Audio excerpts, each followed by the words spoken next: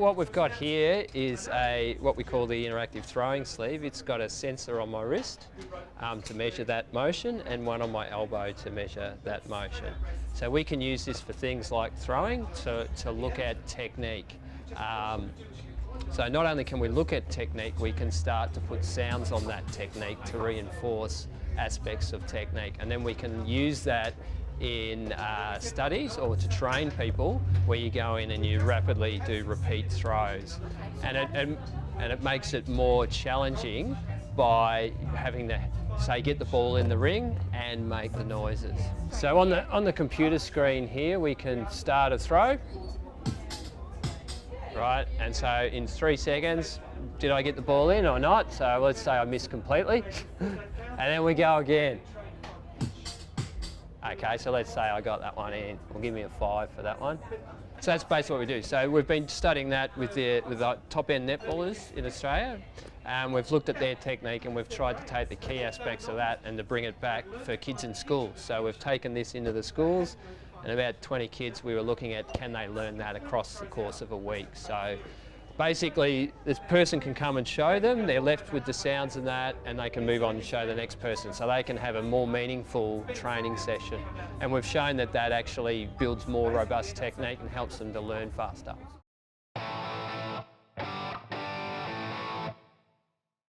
So basically we're stretching it, and that's what we're sensing. So when I flex like that, this stretches and there's a little filament in there that moves, and it measures how long a piece of string is, basically, or literally.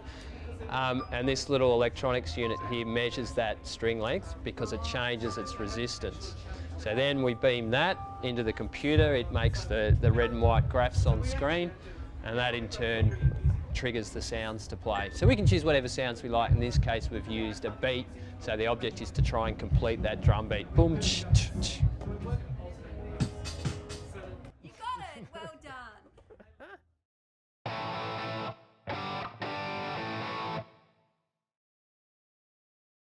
The original air guitar, which has sensor this elbow, sensor this elbow, running through the shirt, a little transmitter going into the computer to control sounds, and we'll make one go. Right. We've got the throwing sleeve from that, where we take that sensor, stick it on the wrist, and we'd move this to there. And then that'd be our throwing sleeve, which we've done a lot of work with netball and some of our athletics people that went to the Olympics. And all that was about technique and using sound, like what you just heard, to give them some feedback on their performance. Was it good or bad?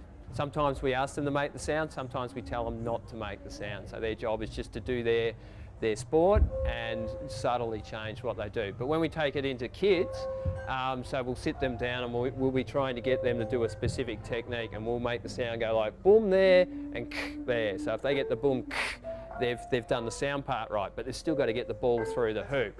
So at that point they've got to do both, which makes it a much harder task, and it encourages them to explore their technique more.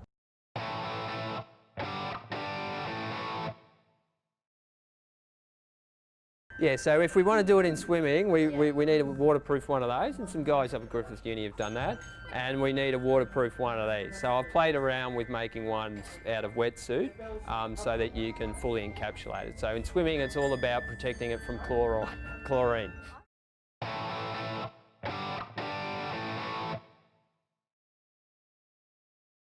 I did chemical engineering at uni, which is kind of a bit of cooking and a bit of plumbing and a little bit of analysing things.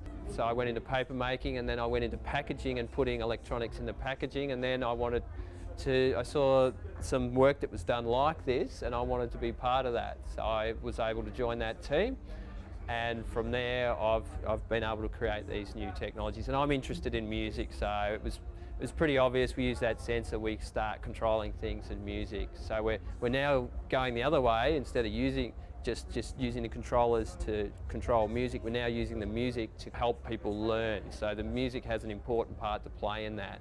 So when you hear sounds, they will affect different parts of your brain in different ways. So we're trying to understand that and use that to advance human performance.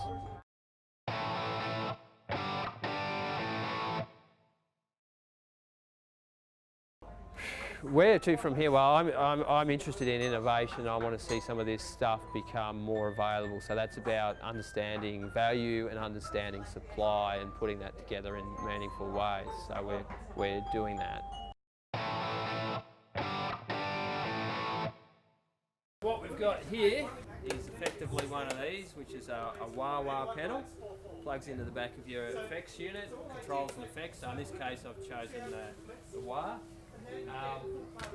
And we're using my elbow to essentially do that pedal motion. So like your foot going like that, is my arm going like that.